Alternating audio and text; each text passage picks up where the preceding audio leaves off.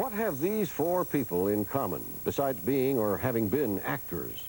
Jane Fonda, Ronald Reagan, Robert Redford, and Shirley MacLaine. Well, they've all used their stardom to champion causes. They are activists. Among activist actors is Ed Asner, known mostly as Lou Grant on television. And he was recently elected president of the Screen Actors Guild, the same platform that propelled Ronald Reagan into a political career. Here with a profile on Ed Asner is Tom Gerald. Tom? Hugh, Ed Asner has taken the spotlight his starring role in the Lou Grant Show has given him and shined it on scores of humanitarian and political causes. But Asner has been criticized for taking on too much and for deliberately using the credibility of his Lou Grant role to enhance his personal causes. Background. Action. Get the bear's name. The clapstick hardly separates actor Ed Asner from his TV character, Lou Grant. The personalities are so entwined you often hear Lou Asner or Ed Grant. And that's exactly what a crusader needs most, a believable public image. Police speeding with flashlights. The role is that of a hard-driving newspaper city editor who comes to grips with tough issues. How much do we need to go with it? Check the medical records at the jail. Go easy, Rossi. Work the story from the edges. Don't confront him or you'll lose it. Of course. As the wise old head, Lou Grant is the catalyst of the show, and a character greatly admired by actor Ed Asner. What's so likable about Lou Grant? Well, I think he's a dear person. I think he's straight, he's honest, he has an occasional sense of humor, his own. He has morals, he has love, and he's lonely. That, ladies and gentlemen, is a close description of Ed Asner, age 52, father of 3 children. This conventional-looking middle-aged American is one of Hollywood's biggest contradictions. Daily exercise doesn't do much for his pudgy figure, but he's still a leading man. He's a millionaire who drives an ordinary old car in an ostentatious town. He's a star, beloved by his co-workers, but separated from his wife. Alan Burns was one of the creators of the Mary Tyler Moore Show 12 years ago, and he cast Asner in the part of Lou Grant. What accounts for Asner's popularity? He's a great favorite right away with audiences. And I think they see his essential decency. And that's Ed's decency as well as Lou's. I mean, I think Ed maybe gave Lou that decency. I don't think we had written that into it so much. He was pretty much a yeller and a drinker as we had conceived him. Look, miss, I was just about to have a drink and I wouldn't mind some company. Want one? Oh, no, thank you. I said I wouldn't mind some company. Well, all right, I'll have a brandy Alexander. It was Asner's first all-out try at comedy. There was something visceral with those two people that later, I think, became really the spine of the Mary Tyler Moore Show. I've just never been good at this sort of thing. No, that's all right. I'm not good at it either. I'll show you. No, I'm not. No, and I'm... After 7 years as boss and employee, they finally made a stab at romance.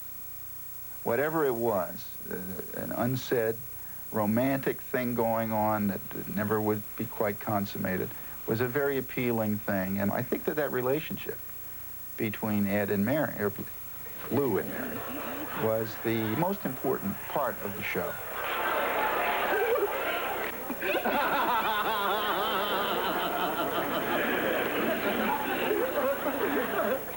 That was really silly kissing. The fictional Lou Grant dominates actor Ed Asner.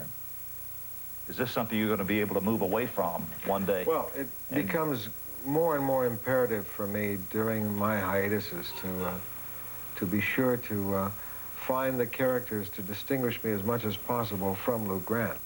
How's the rehearsal been? Been good. These roles are fine for variety, but the role most suited for today's champion of social causes remains that of Lou Grant. And it takes very little help from makeup artist Webster Phillips to put Asner in that part. Want to run this once more? Co-star and close friend Alan Williams knows Asner well. He will support as many causes as he believes in, that he can. Doesn't have the time to give 100% of himself, so he does what he can. He attracts attention to the cause and lets other people run with the ball. With his successful TV show raising Asner's public recognition level, he today is a man on the move. His cramped office on the film lot is jammed with invitations to speak for liberal causes, to attend union meetings, or just plain sign autographs. Not to be ignorant of the issues, so get as much information as you At Asner's office. As Asner digs through mail with Terry Beheimer, his girl Friday, the hectic pace sometimes brings out profanities. If you have time to stop by here, then... Where is all this shit? This is all SAG information. This entire... What's that stack? That's all unsag and from all unsag things. These are things that you need to talk about. These are people that want your time or your money. Autographs, and this is general information. Later that day, we witnessed the power the Lou Grant role has given Asner when it comes to promoting one of Asner's favorite causes. The news cameras were at the darkened cargo ramp as he acted like a longshoreman loading medical supplies for El Salvadoran refugees aboard an airliner. Operation California raised $11 million with Asner's help. Its departure would have gone unnoticed without Asner, as the director of the project, Rich Walden, explained. Ed Asner says he's hot. Okay, it's like having Reggie Jackson on your side for the same type of issue. As long as he's in the public light and he has that wonderful platform, he doesn't want to blow the opportunity to help as many people as possible. Asner strongly opposes the U.S. role in the war-torn Central American nation. Our ambassadors who have been down there preach against what we're doing. Nobody listens to them. We get into gobbledygook discussions about authoritarian governments as opposed to totalitarian governments, and it's all hot air. But the policymakers in Washington say that what the United States is doing is trying to stop the spread of communism.